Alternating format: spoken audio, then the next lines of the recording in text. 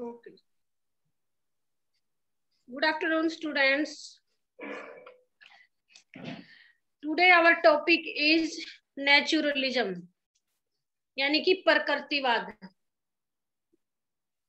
तो बेटा इससे पहले हमने करवाया था आइडियलिज्म यानी आदर्शवाद।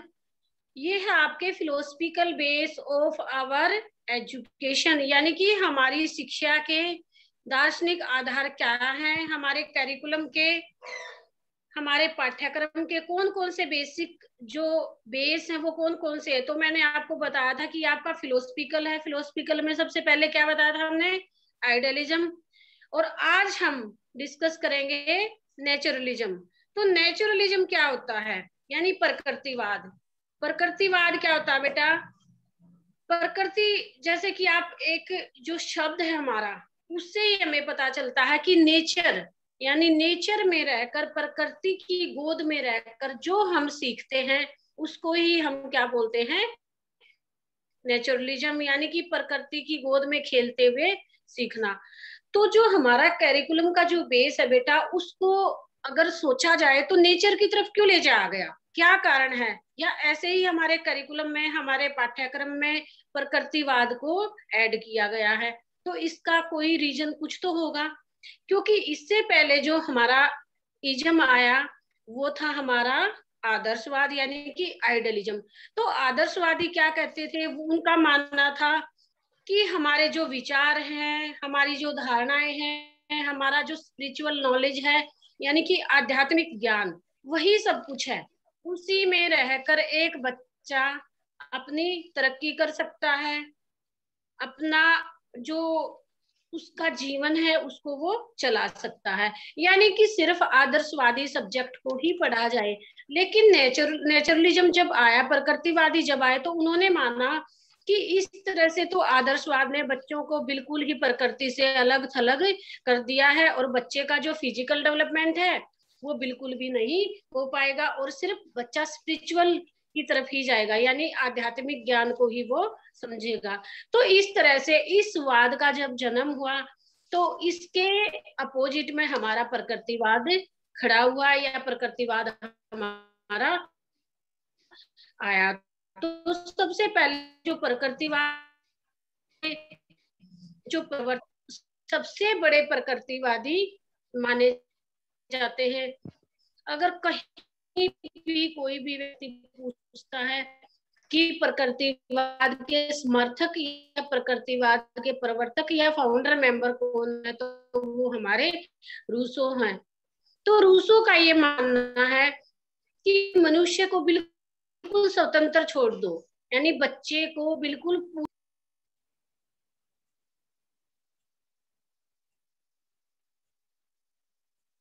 अगर बच्चे को पूरी तरह से प्रकृति की गोद में हम छोड़ देते हैं तो वो अपने खुद अपना विकास करता है, खुद उससे एजुकेशन लेता है।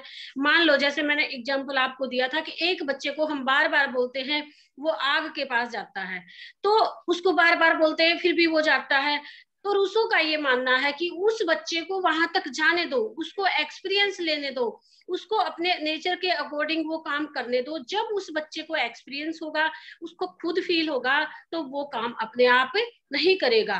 तो इस तरह से वो बच्चा जब जाता है, वो उस चीज के टच में आता है, उसको वो चीज गर्म लगती है, तो दोबारा से उस चीज को वो नहीं छोड़ता। कई बार क्या होता है कि बच्चा बहुत ज्यादा शोर मचाता है, तो हम क्या करते हैं कि बच्चे को फ्रीडम देते हैं कि तुम कितना शोर मचा सकते हो। तो इस तरह से मतलब बच्चे की जो कमियां हैं उसको भी दूर किया जा सकता है। कैसे कि ये बच्चे के सेल्फ के एक्सपीरियंस से, यानी कि बच्चा खुद के अपने अनुभव से ये सारी चीजें जो है वो सीखता है। तो रूसो का ये मानना है कि सिर्फ एक आध्यात्मिक ज्ञान ही, एक ब्रह्मांड ही सब कुछ नहीं है, बल्कि हमारा अपना मन है, अपना एक मस्तिष्क है, और अपने भी हमारे कुछ थॉट है, हमारे विचार हैं। तो प्रकृतिवादियों का ये मानना है कि मनुष्य के अपने विचार, उसका मन और उसकी जो आत्मा है, जो वो कहती है, वो प्रकृति में रहकर वो बच्चा कर सकता है। तो इस तरह से जो प्रकृतिवादी हैं वो यही मानते हैं कि मनुष्य, प्रकृति के नियम ही शाश्वत हैं। शाश्वत यानी बेटा परमानेंट है। कि ये पुराने टाइम से ही चले आ रहे हैं, ये कभी भी समाप्त ना होने वाले हैं। तो प्रकृति की गोद में रहकर ही हम सब कुछ सीखते हैं। तो जैसे रूसो ने ये मानना है कि मनुष्य स्वतंत्र पैदा हुआ है, परंतु वह सभी जगह बंधनों से जकड़ा हुआ है। किसका मानना है ये? प्रकृतिवादियों का। तो उन्होंने ये माना कि मैं बोर्न फ्री, यानी एक व्यक्ति क्या है, वो स्वतंत्र पैदा हुआ है, but everywhere he is in A chain, यानी कि वो हर जगह एक बंधन में, एक सीक्वेंस में, एक कड़ी में वो जुड़ा हुआ है। तो हर व्यक्ति स्वतंत्र पैदा हुआ है, उसके अपने अपने विचार हैं, अपने अपने बोलने का, रहने का, अपना स्वभाव, हर तरह का उसका अपना एक तरीका है। तो इसलिए ये प्रकृतिवादियों का मानना है कि बच्चे को उस माइंड के अकॉर्डिंग, उसकी प्रकृति के अकॉर्डिंग, उसके स्वभाव के अकॉर्डिंग ही छोड़ देना चाहिए। उसके ऊपर किसी भी तरह का बाहरी दबाव या कोई भी बंधन ना रखा जाए। तो इसके बाद क्या माना है?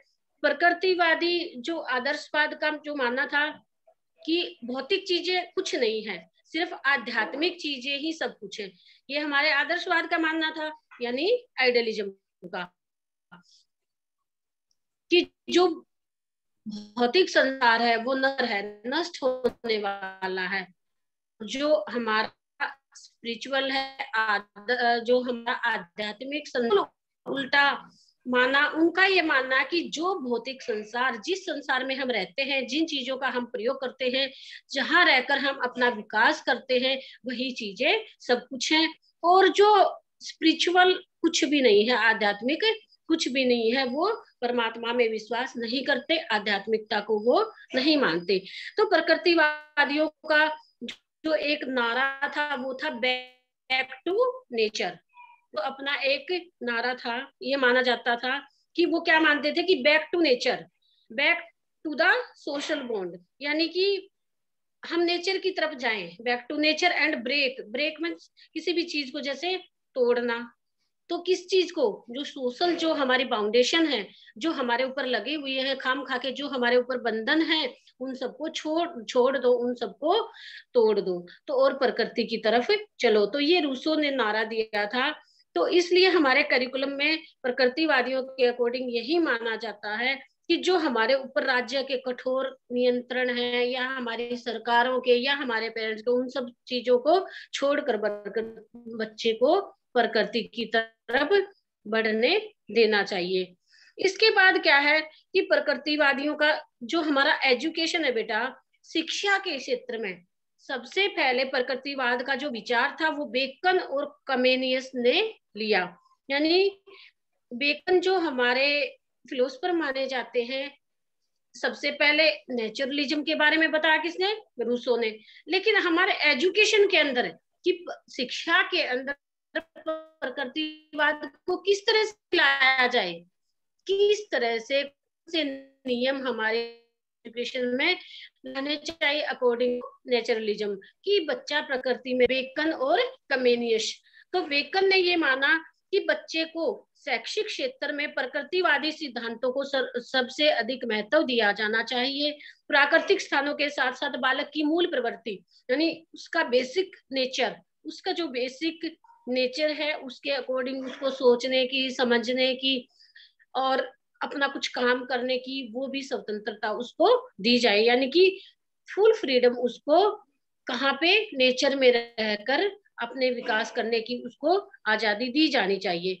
तो रूसो का मानना है कि child nature is basically good, कि यानी कि एक बच्चे का जो मूल है वो बहुत अच्छा है।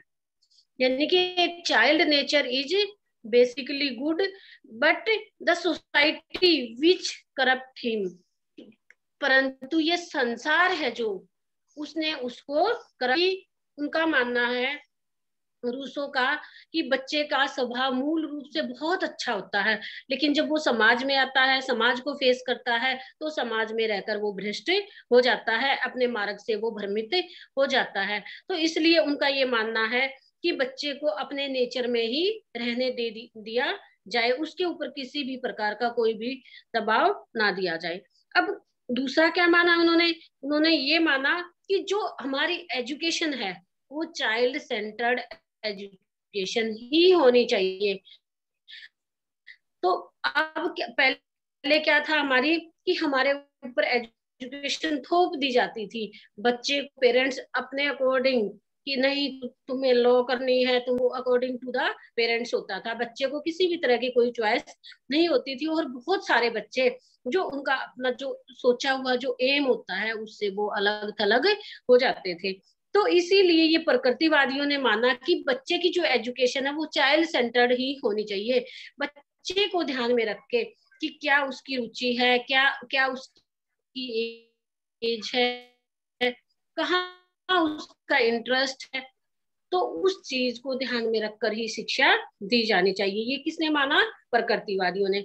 अब प्रकृतिवादियों का मानना है कि चाहे शिक्षक शिक्षक भी, बुक्स भी और विद्यालय भी, वो भी हमारे इसके अकॉर्डिंग, नेचर के अकॉर्डिंग ही होने चाहिए। तो बालक का जो मेन जो उन्होंने रोल माना है, मेन फोकस था वो किस पे था? चाइल्ड पे, यानी कि बच्चे को ध्यान में रखकर ही शिक्षा प्रदान की जानी चाहिए। प्रकृतिवादी शिक्षा के क्षेत्र में प्रमुख जो स्थान था वो स्टूडेंट का था, ना कि टीचर, स्कूल और बुक्स का। यानी कि उन्होंने बुक्स को भी कोई मेन इंपॉर्टेंस नहीं दी, ना ही टीचर को, और ना ही उन्होंने किसी भी प्रकार की अध्ययन की वस्तु है, चाहे पुस्तकालय है या बुक्स है, तो उनका तो बस यही मानना था कि प्रकृति के अनुसार ही बच्चा अपना विकास कर सकता है। तो इसके बाद प्रकृतिवादियों ने क्या माना कि वास्तव में बालक को जो व्यवसायिक जो शिक्षा है उसके ही विषय पढ़ाए जाने चाहिए। यानी कि उन्होंने ये माना कि बच्चे को किसी भी प्रकार का स्पिरिचुअल ज्ञान ना देकर, आध्यात्मिक ज्ञान प्रदान ना करके, उनको व्यवसायिक विषय ही पढ़ने चाहिए, यानी कि वोकेशनल एजुकेशन पर उन्होंने फोकस किया। कम्युनिस्ट का मानना है बच्चों को सब विषयों में कुछ को चुनना आवश्यक नहीं समझना। यानी कम्युनिस्ट ने फिर क्या माना? ये तो प्रकृतिवादियों ने माना कि वोकेशनल सब्जेक्ट देने चाहिए। तो जो बेकन था और कम्युनिस्ट था, उन्होंने एजुकेशन में क्या माना कि सभी सब्जेक्ट को पढ़ना चाहिए, कोई भी सब्जेक्ट चूज नहीं करना चाहिए, कोई भी सब्जेक्ट चुनना नहीं चाहिए। तो सब विषय में, चाहे हमारे कोई भी विषय आते हैं जैसे वोकेशनल के हैं, उसके लिए हम पॉलिटिकल साइंस है, एसएस है, इकोनॉमिक्स है, ज्योग्राफी है, हमारी कोई भी लैंग्वेज है, तो इस तरह से उन्होंने ये माना कि बच्चे के संपूर्ण विकास के लिए हमें हर सब्जेक्ट को पढ़ाना चाहिए। लेकिन पढ़ाने का तरीका हमारा क्या होना चाहिए? वो हमारा अकॉर्डिंग टू द नेचर होना चाहिए, बच्चे के स्वभाव के अनुसार, बच्चे की आयु के अनुसार और बच्चे के इंटरेस्ट या उसकी रुचि के अनुसार ही होना चाहिए। इसके बाद हर्बर्ट का क्या मानना है कि हर्बर्ट ने भी पाठ्यक्रम में जो हमारे विषय हैं उनको भी सभी क्रियाओं के अनुसार विभाजित किया है। तो बेटा हर्बर्ट की एक पंचपदी प्रणाली आएगी आपकी आगे सिलेबस में, उसमें भी यही माना है हर्बर्ट ने। उन्होंने हमारे करिकुलम जो डेवलपमेंट था उसमें बहुत अधिक योगदान दिया है। तो हर्बर्ट के अनुसार भी यही मानना है कि बच्चों की उन क्रियाओं के अनुसार, यानी उनकी एक्टिविटी के अकॉर्डिंग ही हमारे विषय चुनने का अधिकार होना चाहिए। तो सबसे पहले उन्होंने क्या माना कि प्रथम वर्ग में बच्चे को सेल्फ प्रोटेक्शन, यानी कि सबसे पहले हर्बर्ट का मानना क्या था कि बच्चे को सेल्फ प्रोटेक्शन यानी अपना संरक्षण खुद करना, इस विषय का ज्ञान देना चाहिए। ये कैसे? ये इसमें कौन सा भी सब्जेक्ट होगा हमारा? तो इस हमारा एक तो है स्वास्थ्य, हेल्थ साइंस है।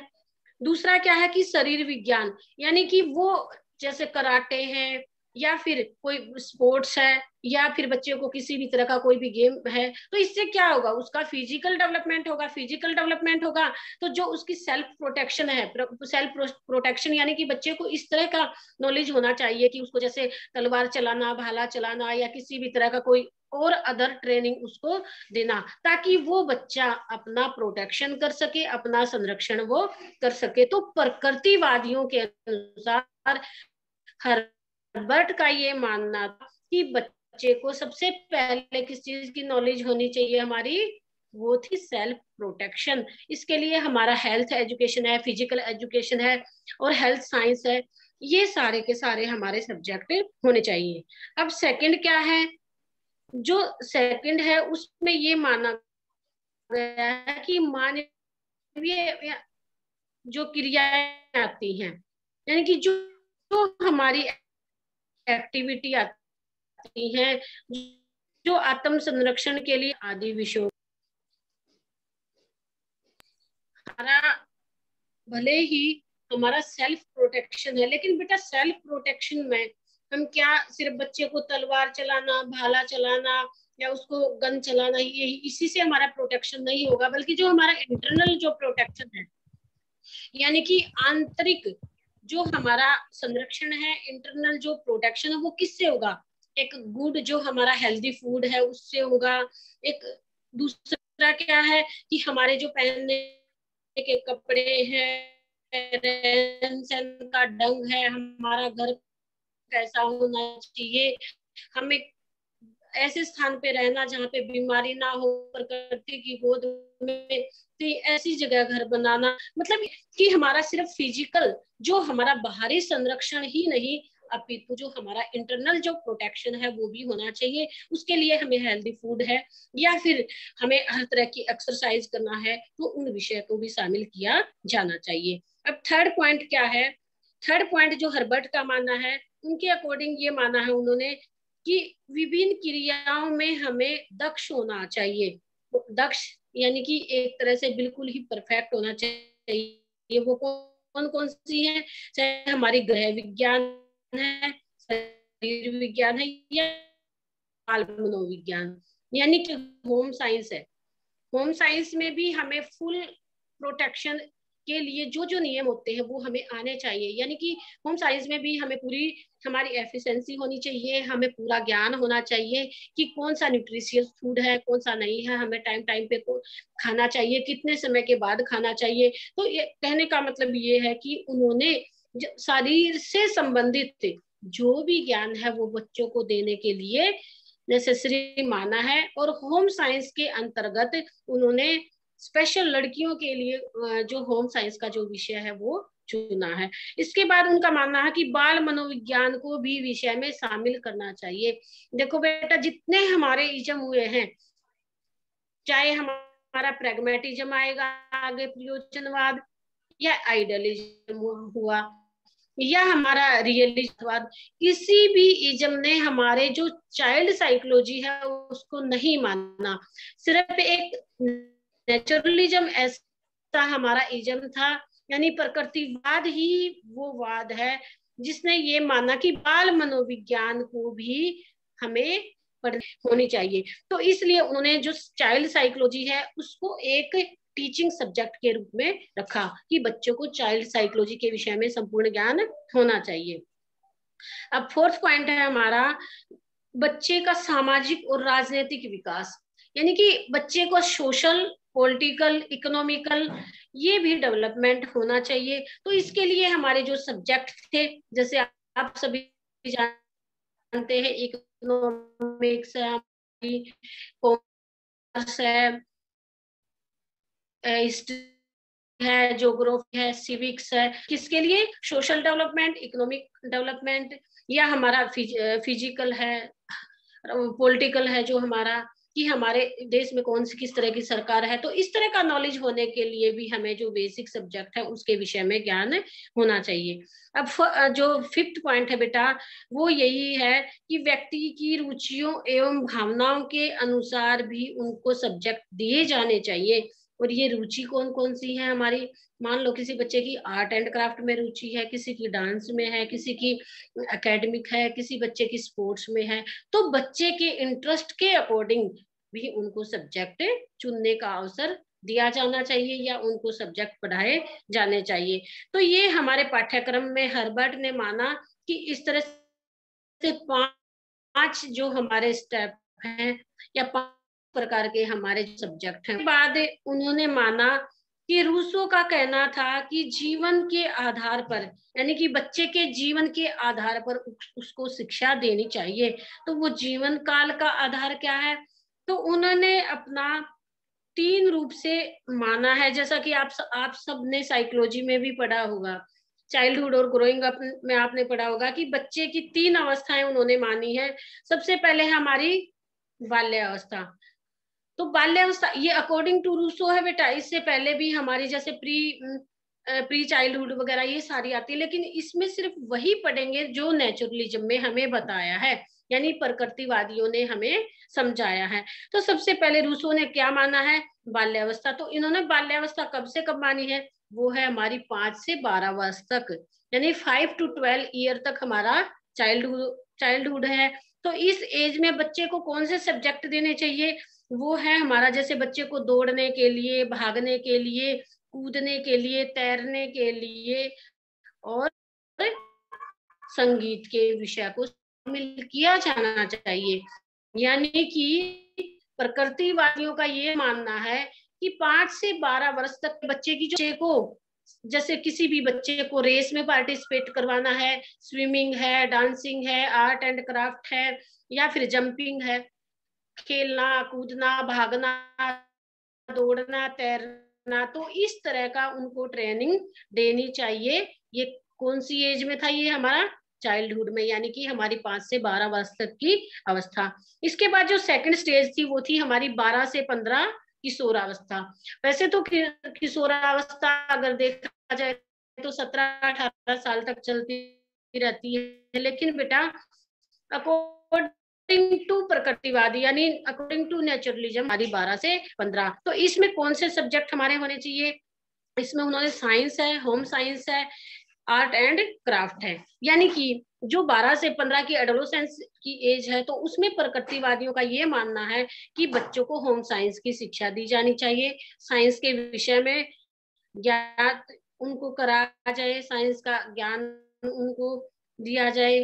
कला जो हमारी आर्ट एंड क्राफ्ट है या कोई भी ड्राइंग है, पेंटिंग है, किसी भी तरह की जो कलाकारी है वो बच्चे को सिखानी चाहिए। ये कौन सी एज है हमारी, किशोरावस्था, अकॉर्डिंग टू नेचुरलिज्म यानी प्रकृतिवादियों के अनुसार 12 से 15 वर्ष तक के बच्चों के पाठ्यक्रम की शिक्षा। इसके बाद क्या है कि किशोरावस्था के बाद यानी उत्तर किशोरावस्था इसको आप बोल सकते हैं, उसको पूर्व किशोरावस्था बोल सकते हैं, क्योंकि जो प्रकृतिवादी थे उन्होंने जो हमारी एडोलेसेंस एज है उसको 2 पार्ट्स में डिवाइड कर दिया, एक प्री और एक हमारी पोस्ट, यानी पूर्व किशोरावस्था और उत्तर किशोरावस्था। तो पूर्व किशोरावस्था 12 से 15, अब उत्तर किशोरावस्था उन्होंने मानी है 15 से 25 वर्ष, यानी कि जब हम अडल्ट हो जाते हैं आफ्टर 17 या 18 ईयर्स के बाद, तो उन्होंने उस एज को भी एडोलेसेंस जो एज है उसमें ही कंसीडर किया है। यानी कि उत्तर किशोरावस्था उन्होंने 15 से 25 वर्ष तक मानी गई है। तो इस एज में हमें कौन से विषय पढ़ाने के लिए बोला है, इस एज में उन्होंने माना है कि हमें समाज शास्त्र, दर्शन शास्त्र, इतिहास शास्त्र, अर्थशास्त्र, साहित्य और कला, यानी कि हमें कौन कौन से सब्जेक्ट पढ़ने चाहिए 15 से 25 वर्ष की एज में, फिलोसफी है, साइकोलॉजी है, हमारा हिस्ट्री है, ज्योग्राफी है और लिटरेचर तथा जो हमारी इकोनॉमिक या ज्योग्राफी। यानी कि हमें फिलोसफी भी पढ़नी चाहिए, सोशोलॉजी भी, समाज शास्त्र, दर्शन शास्त्र, इतिहास, हिस्ट्री और जो हमारी साइकोलॉजी, मनोविज्ञान और हमारी इकोनॉमिक्स और कॉमर्स को भी पढ़ना चाहिए। तो इस तरह से जो हमारे प्रकृतिवादी थे उन्होंने 3 पार्ट्स में हमारे सिलेबस को, हमारे पाठ्यक्रम को, हमारे करिकुलम को उन्होंने डिवाइड किया है कि हमें इस तरह से बच्चे को अगर हम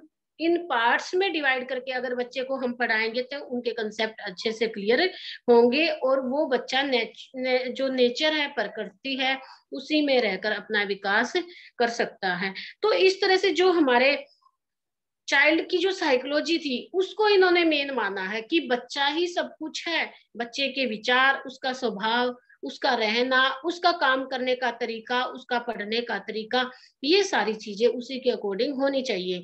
और जिस एज में हम बच्चे को 5वीं जैसे इन्होंने माना कि 5 से 12 वर्ष तक जब बच्चा हमारा 5वीं 6ठी कक्षा में होता है तो उस टाइम पे तो इन्होंने एजुकेशन में सिर्फ उनको जो हेल्थ एजुकेशन है एक तरह से, कि दौड़ना भागना, उनको स्विमिंग करवाना, डांस सिखाना, म्यूजिक सिखाना, सिर्फ इन्हीं चीजों को उन्होंने माना है। तो इस तरह से जो हमारे प्रकृतिवादी थे उनका यही विचार था कि बच्चे के ऊपर किसी भी तरह की जो अनौपचारिक शिक्षा है, यानी कि जो आदर्श जो एजुकेशन है उसको ना थोपा जाए, बल्कि बच्चे की प्रकृति के अनुसार, उसके नेचर के अनुसार, उनके स्वभाव के अनुसार ही उन्हें शिक्षा दी जानी चाहिए।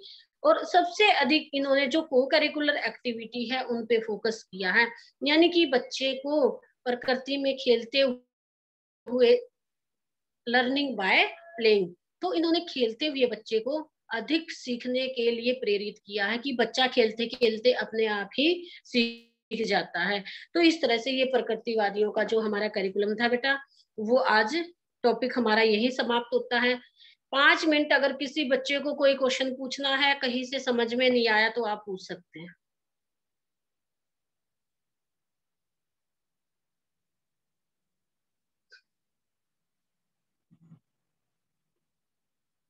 Yes students.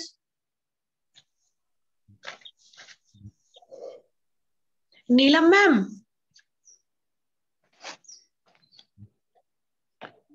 हेलो, हाँ जी बोलिए बेटा। मैम इसका मीनिंग जरा दोबारा बताना, आपकी वॉइस नहीं आ रही थी तब। प्रकृतिवाद, हाँ जी। प्रकृतिवाद का मीनिंग यही है बेटा कि मनुष्य की जो स्वच्छंद प्रकृति है, यानी कि अपना नेचर, उसमें रहकर ही शिक्षा देना। तो मनुष्य क्या है, वो स्वतंत्र पैदा हुआ है। हमें हमारे जो अपने विचार हैं, हमारी जो अपना स्वभाव है, हमारी जो रुचियां हैं, उसी के अकॉर्डिंग हमें शिक्षा देना, उसी के तहत हम अपना विकास कर सकते हैं। हमारे ऊपर किसी भी तरह का कोई भी भारी दबाव ना होना। प्रकृतिवादी विचारकों का यही मानना है कि बच्चे को उसके स्वभाव के अकॉर्डिंग ही शिक्षा देनी चाहिए। उसकी सभी आवश्यकताएं उसके अकॉर्डिंग टू नेचर ही फिल हमें करनी चाहिए। आगे और किसी को? Thank you ma'am, thank you very much.